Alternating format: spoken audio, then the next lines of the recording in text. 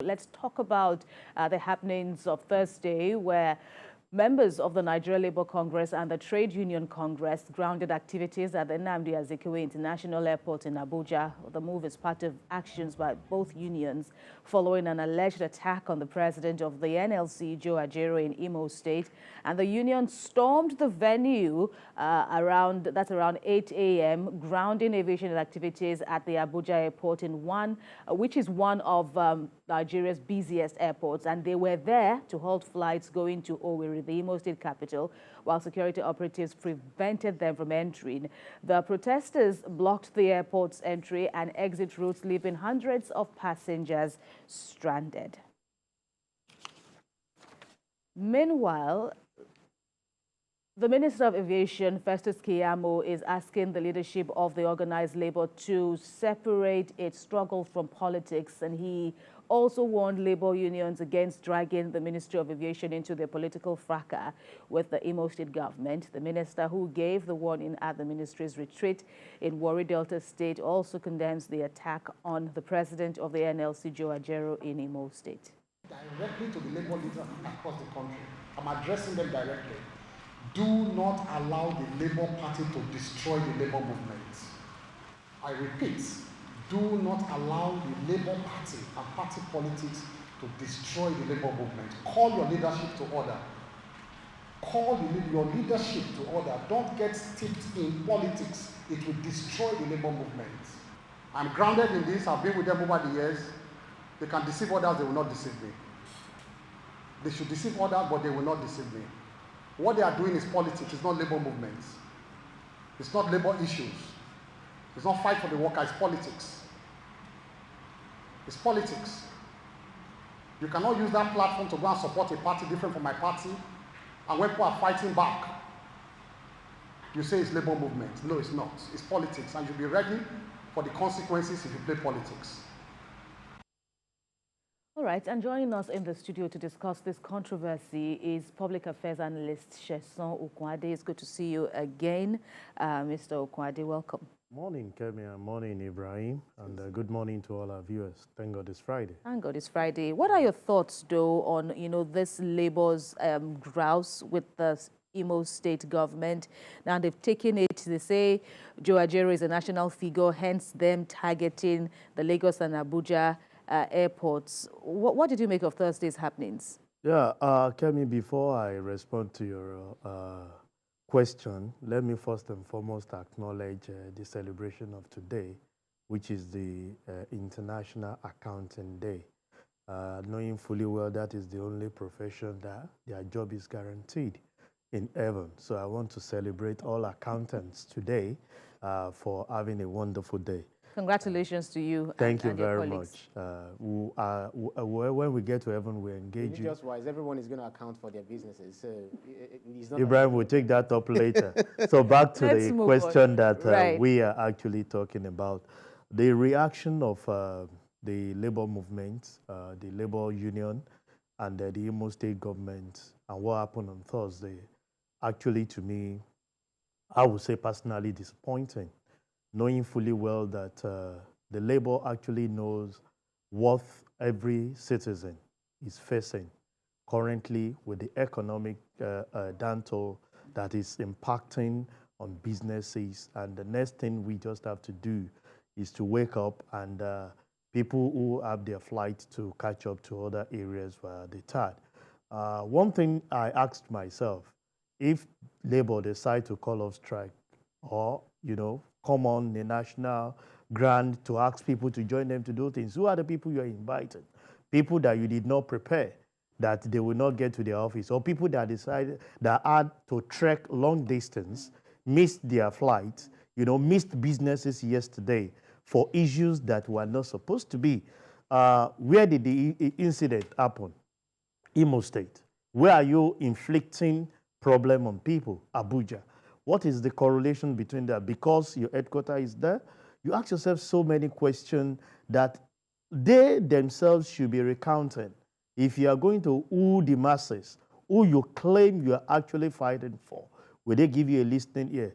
You heard one of your correspondents said, even in Imo, where the problem is happening, there seems not to be a sync between the states Labour Congress and the national. So who are you actually fighting for? That's the question that is actually everybody is asking. So this is a call for the states, not issue that has to do with the federal. And why you, even if you say you want to sort the attention of Mr. President, Mr. President was not in Saudi yesterday, he was not in Nigeria yesterday, already in Saudi. But you should put, at the back of your mind, the impact this will have on individuals. I saw long queue. I called guys yesterday in Abuja and they are like, activity is really not moving. Imagine people that has to make daily, living. Yesterday, you just granted those things. And these are the same set of people you wake up and you call up tomorrow to say, can we come out and have a protest against government policy? The same set of people you are inflicting hardship on. We are complaining about the government, but you are doing your own indirectly, inflicting that on masses. It's quite really uncalled for, and for me personally, it's not something I will support. Even though people have said it's politics, not politics, they've allowed themselves to play into it. You see, there are times you have good intention, but timing is key. Whatever the Labour leader has gone to Imo to do, that particular day that brought the attack, which I never supported, was wrong timing. Politics is in the air. Even if nothing is happening, even within, why is it that they always sign peace accord? Because they always understand that interest is at stake.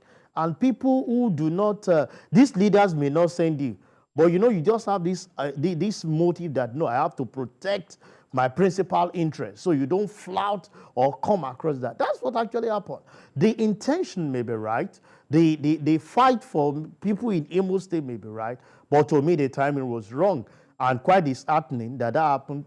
That has to happen to the NLC, president, which personally I even have my own issues with. As we speak, I learned he's not in the country; he's out of the country to take medical attention. These are things we are fighting the politicians for. These are things we are fighting them for.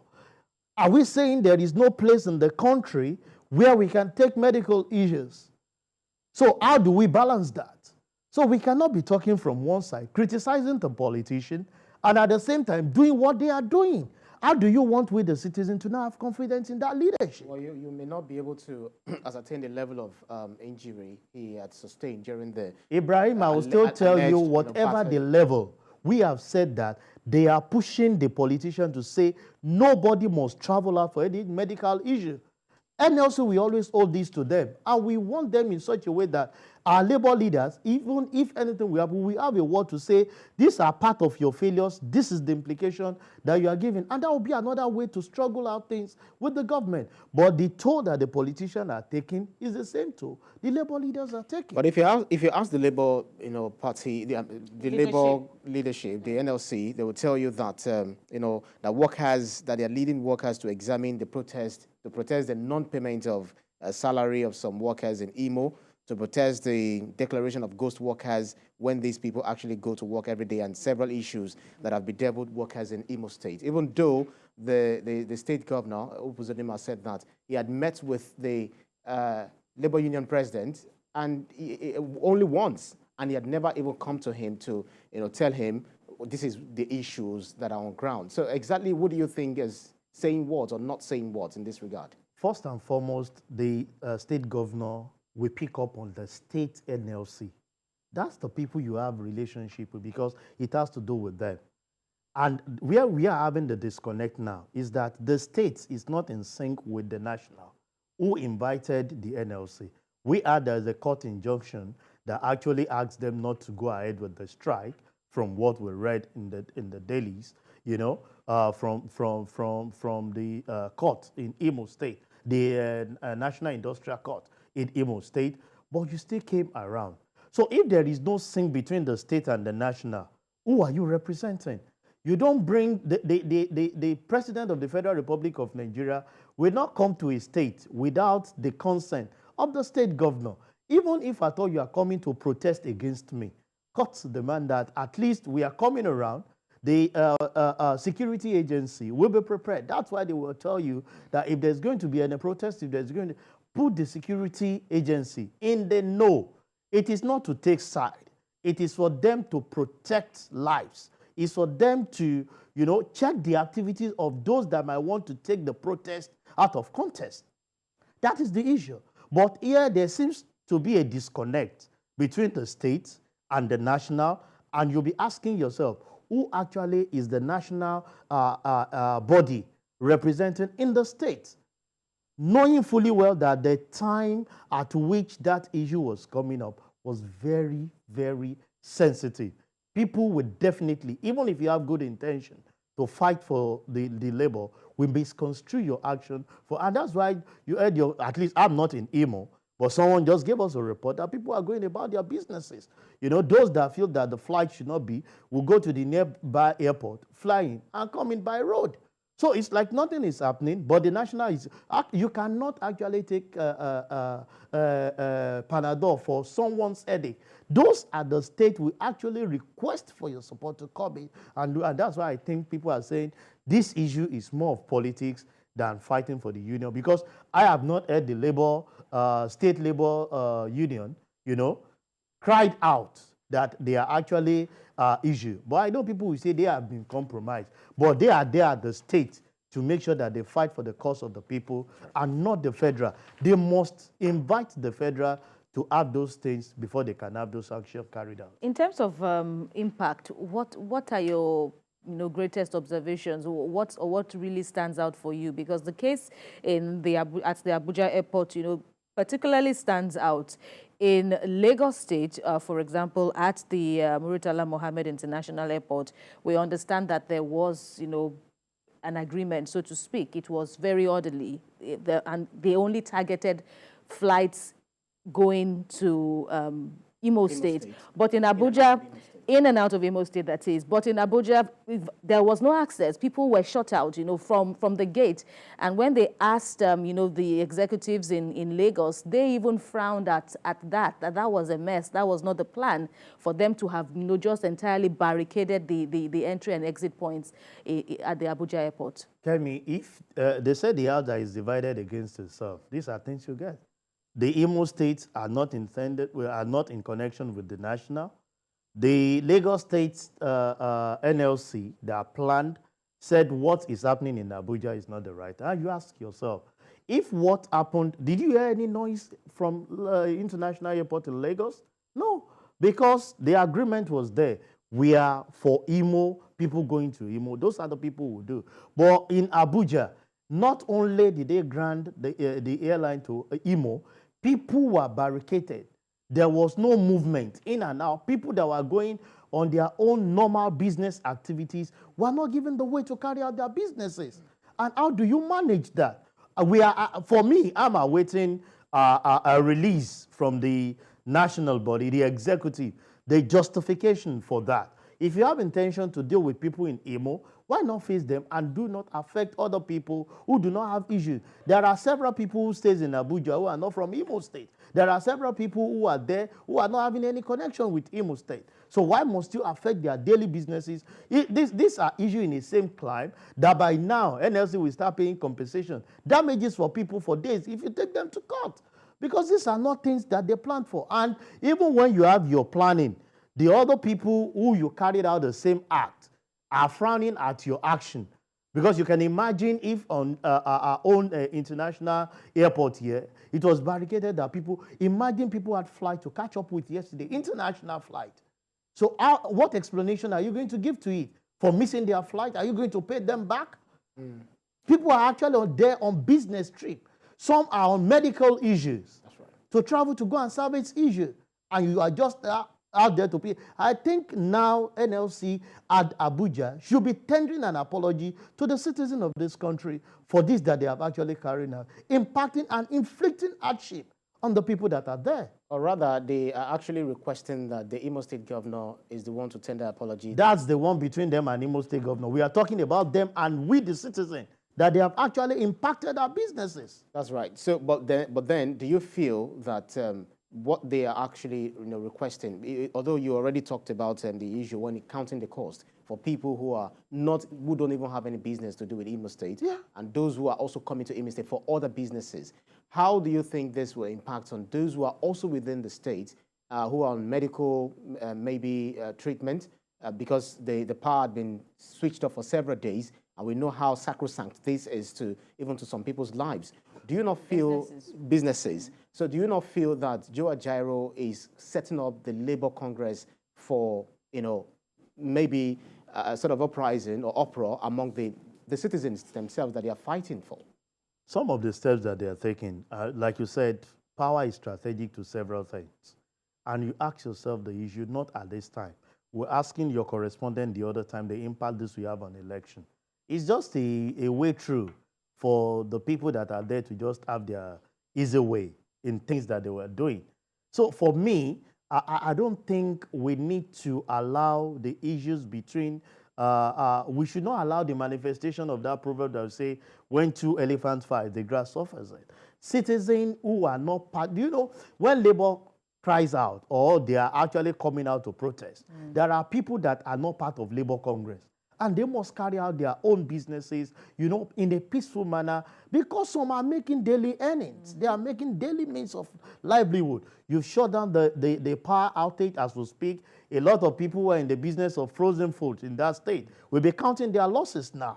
If the impact will still go back to the citizen you claim you are fighting for, in what way? If you have to make use of alternative power supply at the cost which the diesel and the petrol is now, I'm sure if they are selling that thing at 10 naira, it's going to increase to about 15 naira.